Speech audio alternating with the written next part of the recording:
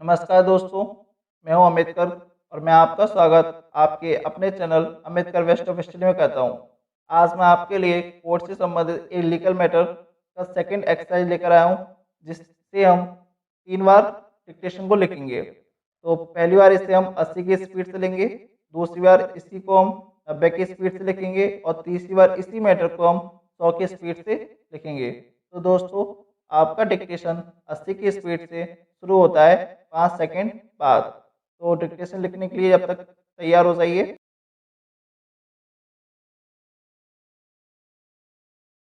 वर्तमान मामले में याची के विरुद्ध आरोप कतिपय अवधि के दौरान ड्यूटी से अनुपस्थित रहने और अनुपस्थिति अवधि के दौरान हीरो फाइबर्स लिमिटेड में सेवा करना है। याची ने लगभग 10 वर्षों की सेवा की थी जब उसे तारीख 21 मार्च 1987 को आरोपित किया गया था।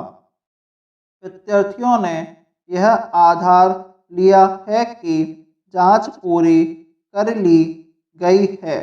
रिपोर्ट को अनुशासनिक प्राधिकारी सचिव शिक्षा द्वारा तारीख 7 मार्च 1990 को स्वीकार कर लिया गया था।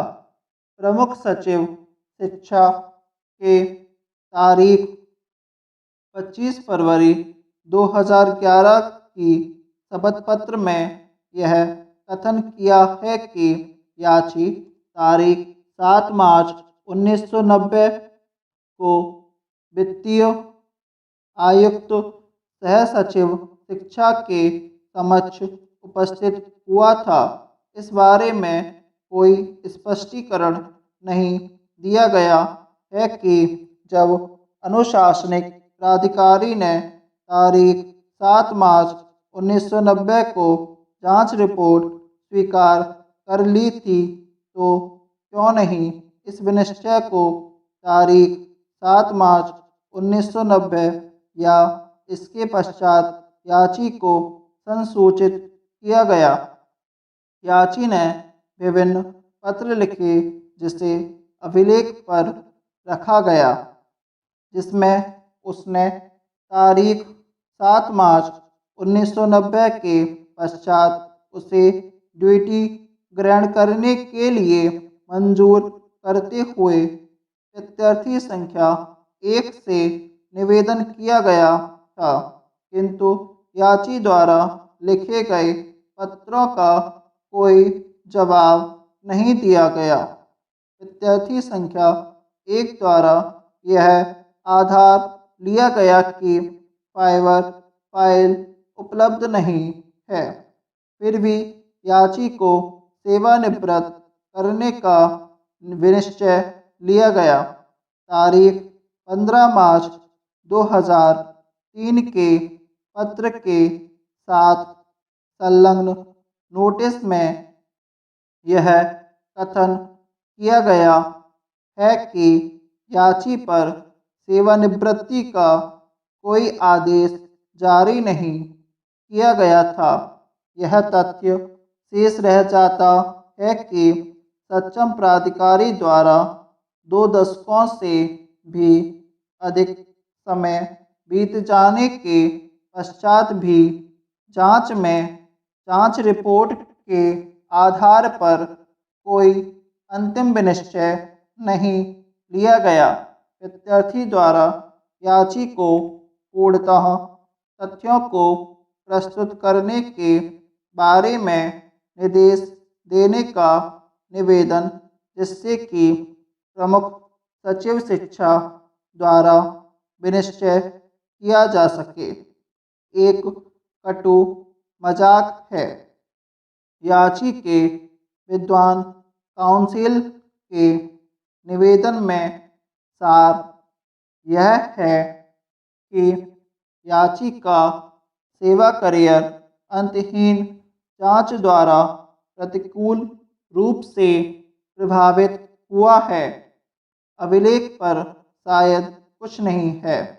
प्रत्यार्थी संख्या 1 द्वारा याची को आरोपित करने के पश्चात याची को कोई निर्वाह भत्ता, वेतन या अन्य संदाय किया गया था। यह याची के प्रति गंभीर प्रतिकूलता कारित करता है। अभिलेख पर जांच रिपोर्ट के आधार पर अनुशासनिक अधिकारी का कोई आदेश नहीं है। प्राधिकारियों ने यह महसूस नहीं किया कि इस प्रकार एक कर्मचारी बिना वेतन, निर्वाह भत्ता, पेंशन भत्तों आदि के 2 दशकों से अधिक समय तक जीवित रह सकता है। प्राधिकारी पूर्णतः संवेदनशील रहे। जांच का निष्कर्ष निकालने में याची की ओर से हुआ विलंब साबित नहीं किया गया है। परिस्थिति जिनसे संबंधित है उससे न केवल कर्मचारी प्रभावित हुआ है अपितु उसका संपूर्ण कुटुंब प्रभावित हुआ है।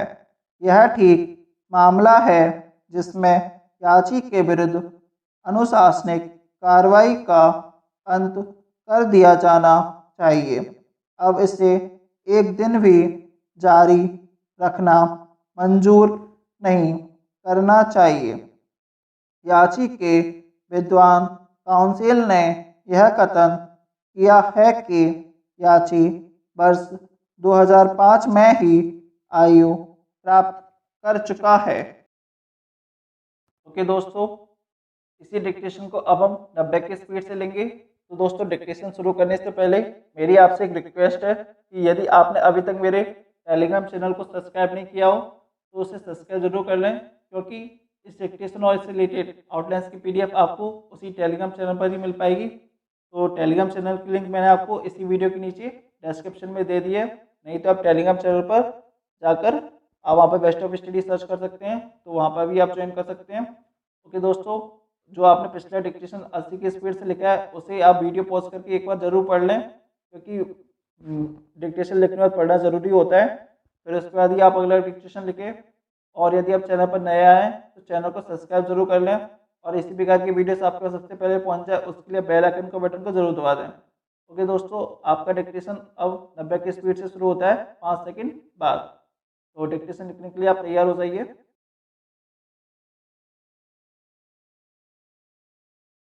वर्तमान मामले में याची के विरुद्ध आरोप कतिपय अवधि के दौरान ड्यूटी से अनुपस्थित रहने और अनुपस्थिति अवधि के दौरान हीरो फाइबर्स लिमिटेड में सेवा करना है। याची ने लगभग 10 वर्षों की सेवा की थी जब उसे तारीख 21 मार्च 1987 को आरोपित किया गया था। प्रत्यार्थियों ने यह आधार लिया है कि जांच पूरी कर ली गई है। रिपोर्ट को अनुशासनिक प्राधिकारी सचिव शिक्षा द्वारा तारीख 7 मार्च 1990 को स्वीकार कर लिया गया था। प्रमुख सचिव शिक्षा के तारीख 25 फरवरी 2011 की शपथ पत्र में यह कथन किया है कि याची तारीख 7 मार्च 1990 को वित्तीय आयुक्त सह सचिव शिक्षा के समक्ष उपस्थित हुआ था।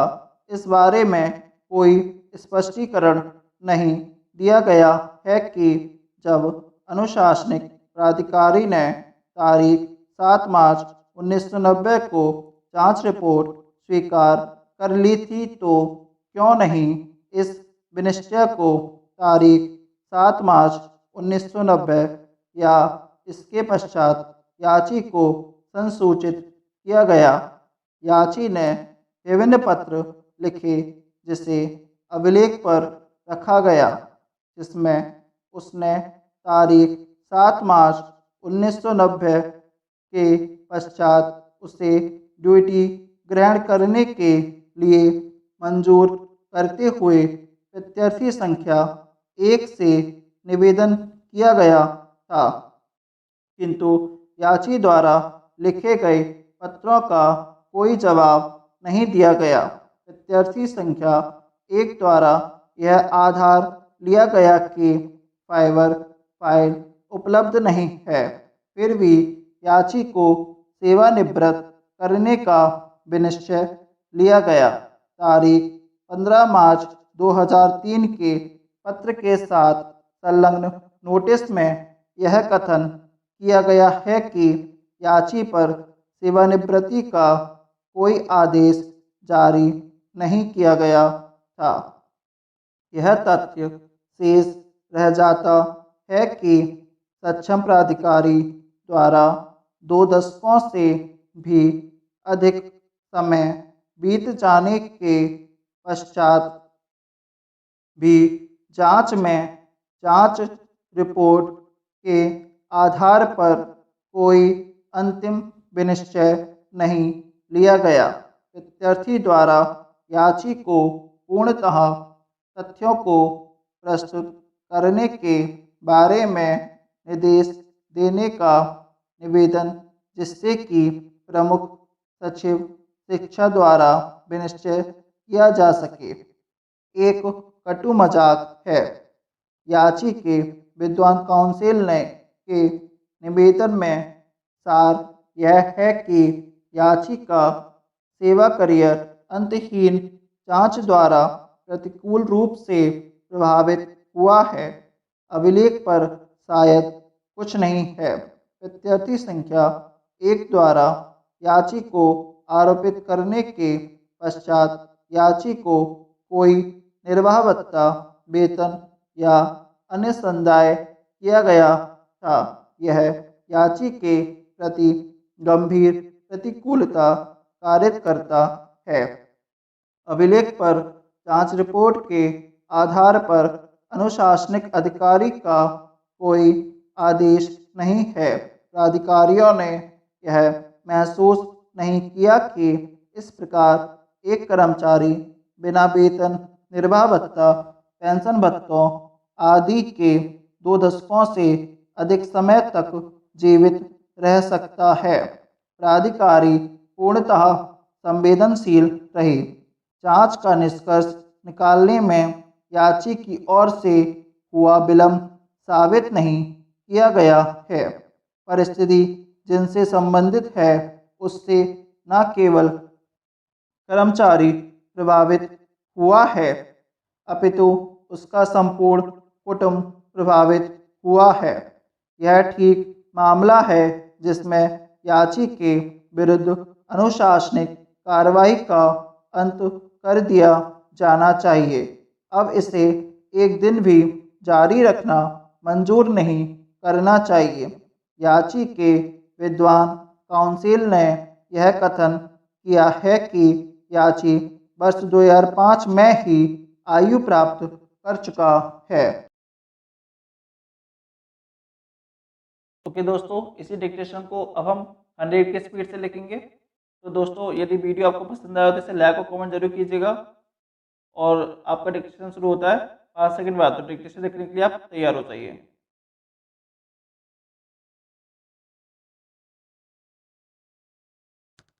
वर्तमान मामले में याची के विरुद्ध आरोप कतिपय अवधि के दौरान ड्यूटी से अनुपस्थित रहने और अनुपस्थिति अवधि के दौरान हीरो फाइबर्स लिमिटेड में सेवा करना है।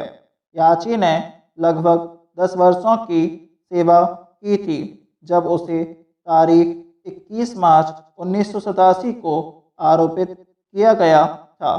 प्रत्याशियों ने यह आधार लिया है कि जांच पूरी कर ली गई है। रिपोर्ट को अनुशासनिक प्राधिकारी सचिव शिक्षा द्वारा तारीख 7 मार्च 1990 को स्वीकार कर लिया गया था। प्रमुख सचिव शिक्षा के तारीख 25 फरवरी 2011 की शपथ पत्र में यह कथन किया है कि याची तारीख 7 मार्च 1990 को वित्तीय आयुक्त सह सचिव शिक्षा के समक्ष उपस्थित हुआ था।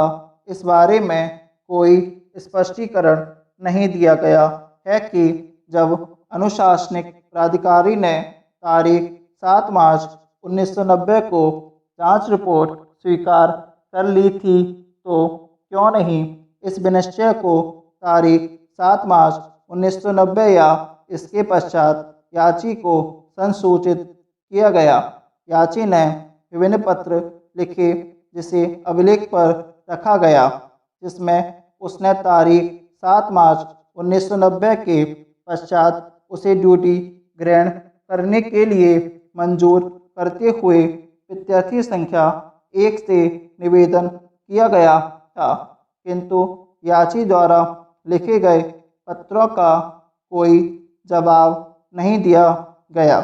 प्रत्याशी संख्या 1 द्वारा यह आधार लिया गया कि फाइबर फाइल उपलब्ध नहीं है, फिर भी याची को सेवानिवृत्त करने का विनिश्चय लिया गया। तारीख 15 मार्च 2003 के पत्र के साथ संलग्न नोटिस में यह कथन किया गया है कि याची पर सेवानिवृत्ति का कोई आदेश जारी नहीं किया गया था। यह तथ्य शेष रह जाता है कि सक्षम प्राधिकारी द्वारा 2 दशकों से भी अधिक समय बीत जाने के पश्चात भी जांच में जांच रिपोर्ट के आधार पर कोई अंतिम विनिश्चय नहीं लिया गया। प्रत्याशी द्वारा याची को पूर्णतः तथ्यों को प्रस्तुत करने के बारे में निर्देश देने का निवेदन, जिससे कि प्रमुख सचिव शिक्षा द्वारा विनिश्चय किया जा सके, एक कटु मजाक है। याची के विद्वान काउंसिल के निवेदन में सार यह है कि याची का सेवा करियर अंतहीन जांच द्वारा प्रतिकूल रूप से प्रभावित हुआ है। अभिलेख पर शायद कुछ नहीं है।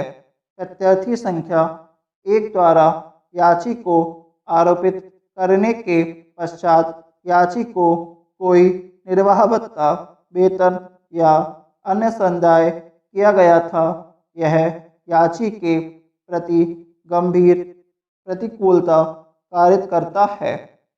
अभिलेख पर जांच रिपोर्ट के आधार पर अनुशासनिक अधिकारी का कोई आदेश नहीं है। प्राधिकारियों ने यह महसूस नहीं किया कि इस प्रकार एक कर्मचारी बिना वेतन, निर्वाह भत्ता, पेंशन भत्तों आदि के 2 दशकों से अधिक समय तक जीवित रह सकता है। प्राधिकारी पूर्णतः संवेदनशील रहे। जांच का निष्कर्ष निकालने में याची की ओर से हुआ विलंब साबित नहीं किया गया है। परिस्थिति जिनसे संबंधित है उससे न केवल कर्मचारी प्रभावित हुआ है, अपितु उसका संपूर्ण कुटुंब प्रभावित हुआ है। यह ठीक मामला है जिसमें याची के विरुद्ध अनुशासनिक कार्रवाई का अंत कर दिया जाना चाहिए। अब इसे एक दिन भी जारी रखना मंजूर नहीं करना चाहिए। याची के विद्वान काउंसिल ने यह कथन किया है कि याची वर्ष 2005 में की आयु प्राप्त कर चुका है।